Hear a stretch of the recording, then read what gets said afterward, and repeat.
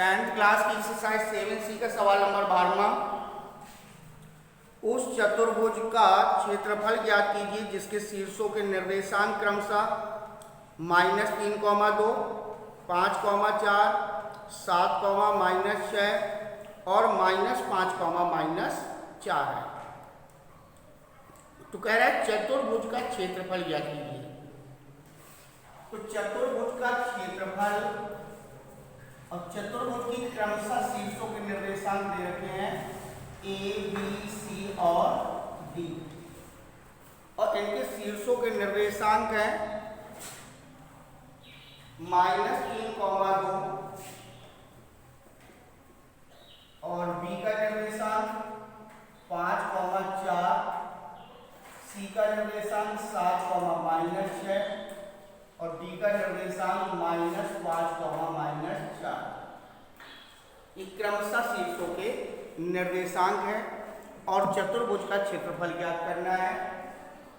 तो सबसे पहले एक विकर्ण डाल दो। कौन सा विकर्ण डाल दिया? A B C त्रिभुज बना लिया और AC D त्रिभुज बना लिया। ठीक है, और विकर्ण डाला है AC। चाहे AC विकर्ण डाल दो और चाहे BD विकर्ण डाल दो, कोई भी एक विकर्ण डाल दो। तो चतुर्भुज के शीर्षों के निर्देशांक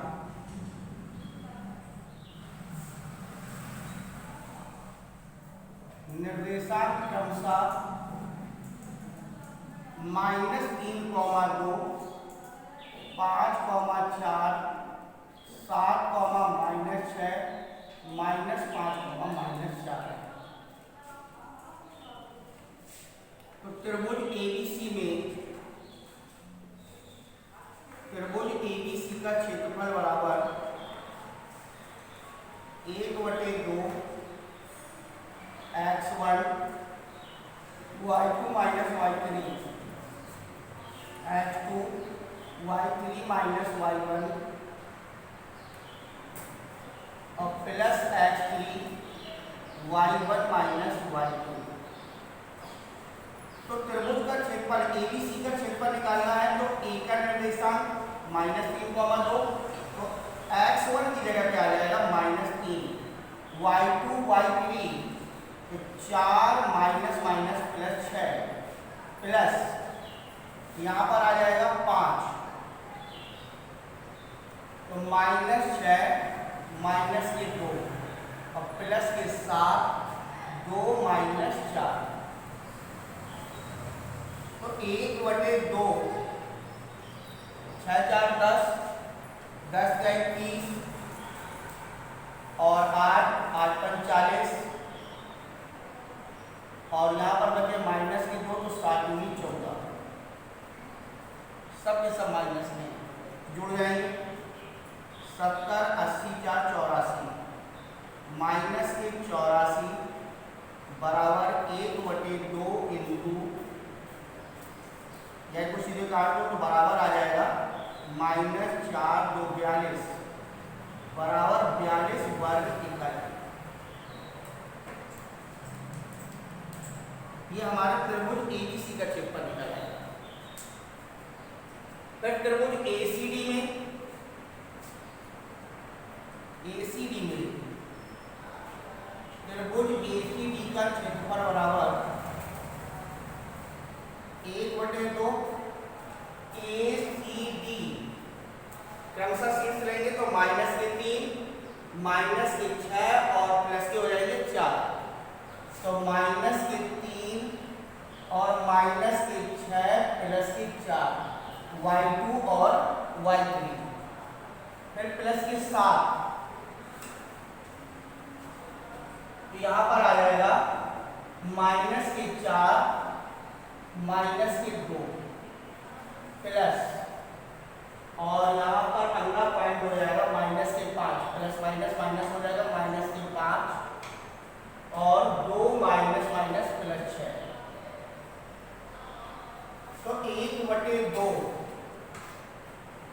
यहाँ पर बचे -2 तो 2 3 6 प्लस के हो जाएंगे -1 6 42 और 8 1/2 6 माइनस 82 बराबर बचेंगे 1/2 इंटू माइनस के 76 माइनस 3 8 38 हो जाएगा बराबर 38 वर्ग इकाई। इस त्रिभुज का क्षेत्रफल आ जाएगा। तो त्रिभुज ACD का क्षेत्रफल 38 वर्ग इकाई, त्रिभुज ABC का क्षेत्रफल 42 वर्ग इकाई है। ठीक है, और त्रिभुज ABC का क्षेत्रफल और प्लस त्रिभुज ACD का क्षेत्रफल बराबर चतुर्भुज ABCD के। तो अब हम चतुर्भुज का क्षेत्रफल निकाल लेंगे। चतुर्भुज ABCD का क्षेत्रफल बराबर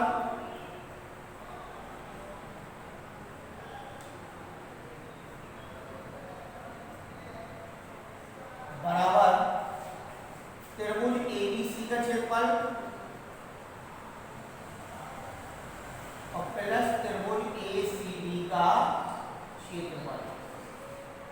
तो त्रिभुज ABC का क्षेत्रफल 42 और इसका हो जाएगा 38, 8 2 10 7 और 1 8 80 वर्ग इकाई। यह हमारे चतुर्भुज ABCD का क्षेत्रफल आ गया। तो कह रहा था कि चतुर्भुज की क्रमशः शीर्षों के निर्देशांक दे रखे हैं। एक विकर्ण जो है वो दो त्रिभुजों में बांटता है, त्रिभुज ABC और त्रिभुज ACD। तो सबसे पहले हमने त्रिभुज ABC का क्षेत्रफल निकाल लिया, फिर इसके बाद त्रिभुज ACD का क्षेत्रफल निकाल लिया और त्रिभुज ABC और ACD को जोड़ दिया तो ये आपका बन गया चतुर्भुज ABCD का क्षेत्रफल। तो ABCD का क्षेत्रफल ज्ञात करें।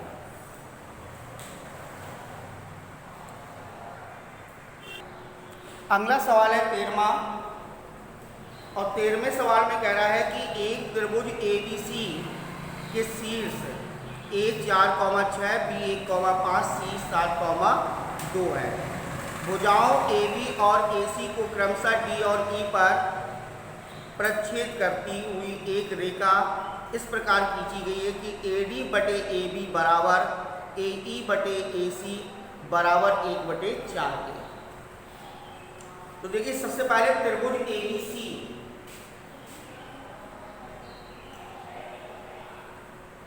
A, B और C और ABC के शीर्षों के निर्देशांक दे रखे हैं 4,6 1,5 4,6 1,5 और C का निर्देशांक है 7,2 और AB और AC पर एक ऐसी रेखा प्रच्छेद कर रही है DE, यहाँ पर जिसको प्रच्छेद करती है D और E, AB और AC को इस प्रकार से प्रच्छेद कर रही है कि AD अनुपात AB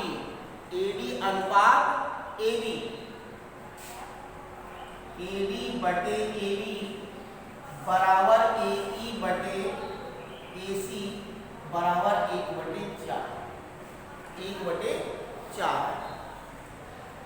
तो यहां पर कह रहा है कि त्रिभुज ADE का क्षेत्रफल ज्ञात कीजिए और इसकी तुलना त्रिभुज ABC के क्षेत्रफल से कीजिए। यानी त्रिभुज के ABC का क्षेत्रफल से इसकी क्या करनी है, तुलना करनी है। तो यानी दोनों त्रिभुजों के क्षेत्रफल ज्ञात करने हैं और दोनों त्रिभुजों के क्षेत्रफल ज्ञात करने से पहले हमें D और E की क्या चाहिए, निर्देशांक चाहिए। ठीक है, सबसे पहले AD करके अनुपात निकालो। AD/AB बराबर 1/4 और AD प्लस AB जो है वो किसके बराबर है, AD प्लस DB के बराबर है। AD प्लस DB बराबर AB के बराबर हो जाएगा 1/4। दिया गुणा कर लो तो 4AD बराबर AB प्लस DB। तो यहाँ पर आ जाएगा 4AD माइनस AD बराबर DB के। तो 3AD बराबर DB के। तो AD/DB बराबर हो जाएगा 1/3। इनका अनुपात आ गया 1/3। ठीक है, इसी प्रकार से जैसे ये निकाला है इसी प्रकार से इसका अनुपात निकालेंगे। AE/AC बराबर भी 1/4 है। AE/AC AC कितनी भुजाएं हैं, AE ई प्लस ईसी के बराबर है, बटे बराबर 1/4। तो इसको भी त्रियक गुणा करके निकालोगे तो 4AE बराबर AE plus EC, 4AE minus AE बराबर EC के, तो 3AE बराबर EC, तो यहाँ पर हो जाएगा AE बटे EC बराबर 1/3। इसका भी अनुपात 1/3 आ जाएगा। अनुपात है 1:3, 1:3, ठीक है, इनके अनुपात है। इस भुजा का अनुपात 1 है, इस भुजा का अनुपात 3 है, इस भुजा का अनुपात 1 है, इस भुजा का अनुपात 3 है। तो इनके भुजाओं के अनुपात आ गए AD अनुपात DB बराबर 1:3, AE अनुपात EC बराबर 1:3। अब हम अंतर विभाजन D के निर्देशांक ज्ञात कर लेंगे और अंतर विभाजन E के निर्देशांक ज्ञात करेंगे।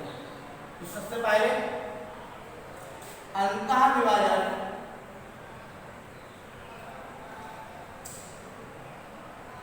D के निर्देशांक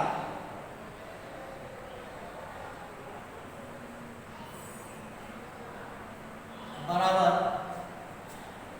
M1H2 plus M2H1 upon M1 plus M2 और M1Y2 plus M2Y1 upon M1 plus M2। तो यहाँ पर आ जाएगा M1 की जगह पे 1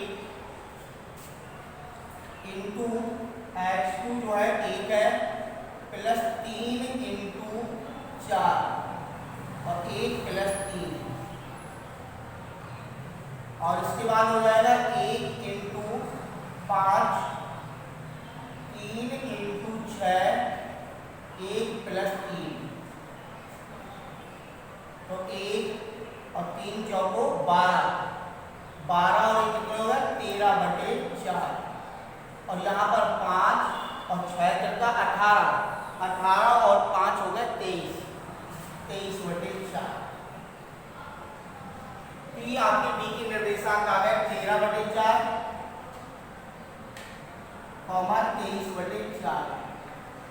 फिर इसी प्रकार से हम E के निर्देशांक निकालेंगे। अंतः विभाजन E के निर्देशांक बराबर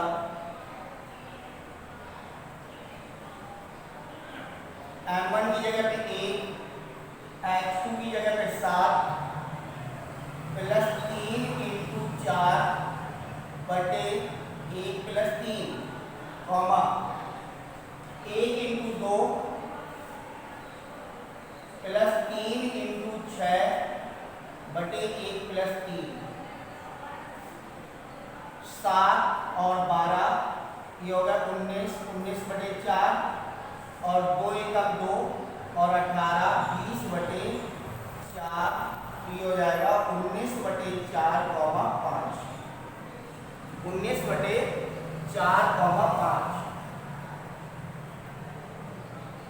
अब ये आपके पास सारे शीर्ष हो गए, ए का शीर्ष, बी का, सी का, डी का और ई का, सभी शीर्षों के निर्देशांक है।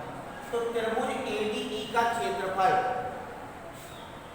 त्रिभुज ADE का क्षेत्रफल बराबर 1/2 x1 y2 minus y3 plus h2 y3 minus y1 plus h3 y1 minus y2।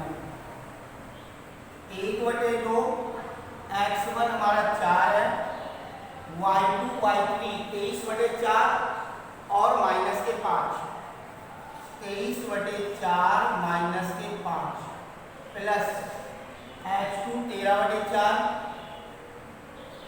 5 minus 6 और प्लस 19/4 और यहाँ पर आ जाएगा 6 माइनस 23/4। ठीक है, ये मान रख देंगे। तो 1/2 4 इंटू 4 पंजे 20 और 23 में से 20 चले जाएंगे तो 3/4, 13/4 इंटू माइनस 1, 19/4 इंटू 4 छन 24, 24 में से 23 चलेगा 1/4, 1/2, 4 से 4 काट दो, यहाँ पर आ जाएगा 3/1 माइनस प्लस माइनस माइनस हो जाएगा 13/4 और प्लस 19/16, 1/2 एलसीएम आ जाएगा 16, 16 बत्तीस 16 3 48 माइनस 13 चौको 52 और प्लस 19, 1/2 8 9 8 17 5 और 1 6 माइनस 52/16, यहाँ पर बचेगा 7 में से 2 जाएंगे 5 और 16 में 6 में से 5 जाएगा 1, यानी टोटल बचेगा 15/16, 1/2 इंटू 15/16 बराबर आ जाएगा 15/32 वर्ग इकाई। ये हमारे त्रिभुज एडीई का क्षेत्रफल आ गया। ठीक है, अब इसके बाद हम त्रिभुज किसका क्षेत्रफल निकाल लेंगे? त्रिभुज एबीसी का क्षेत्रफल। तो त्रिभुज एबीसी का क्षेत्रफल बराबर 1/2 x1 है 4, y2 5 माइनस 2 और प्लस 1 2 माइनस 6 और प्लस के साथ 6 माइनस 5, तो 1/2 यहाँ पर बचे 3 3 चौको 12 और यहाँ पर माइनस के 4 और यहाँ पर प्लस का 1 7 एकम 7, 1/2 इंटू लिया जाएगा 19, 19 में से 4 चलेगा 15 बराबर 15/2 वर्ग इकाई। ये हमारे पूरे त्रिभुज एबीसी का क्षेत्रफल आ गया। अब हमें क्या करना है? त्रिभुज एबीसी से त्रिभुज एडीई की क्या करनी है? तुलना करनी है। तुलना माने चाहे अनुपात मान लो, चाहे कौन सा भाग है, ये निकालना है। तो त्रिभुज एडीई का क्षेत्रफल बराबर बटे त्रिभुज एबीसी का क्षेत्रफल बराबर हो जाएगा। एडीई का क्षेत्रफल निकला है 15/32/15/2। ये संख्या ऊपर चली जाएगी, ये संख्या नीचे आ जाएगी, तो यहाँ पर हो जाएगा 15 × 2/32 × 15, 15 से 15 काट लो, 2 से काट लो 16 बराबर 1/16। एडीई का क्षेत्रफल एबीसी के क्षेत्रफल का कौन सा भाग है? 1/16वां भाग है। और अगर अनुपात की बात करो तो 1/16 है। इसका अनुपात 1 है और इसका अनुपात 16 है। तो इस प्रकार से हम अंतिम सवाल 13वां लगाएंगे। 13वें में एबीसी के निर्देशांक दे रखे हैं, उनकी भुजाओं के अनुपात दे रखे थे, जिससे हम एडी और डीबी, एई और ईसी का अनुपात निकाल लेंगे तो अनुपात मिल जाएंगे। अनुपात मिलने के बाद अंतर विभाजन डी के निर्देशांक के द्वारा डी के निर्देशांक और अंतर विभाजन ई के निर्देशांक निकाल लेंगे। ये निर्देशांक निकालने के बाद त्रिभुज एबीई का क्षेत्रफल ज्ञात कर लेंगे और त्रिभुज एबीसी का क्षेत्रफल ज्ञात करके दोनों के क्षेत्रफलों की क्या करा देंगे? तुलना करा देंगे। तो तुलना निकलेगी कि 1/16 भाग है त्रिभुज एबीसी के क्षेत्रफल से एडीई का क्षेत्रफल।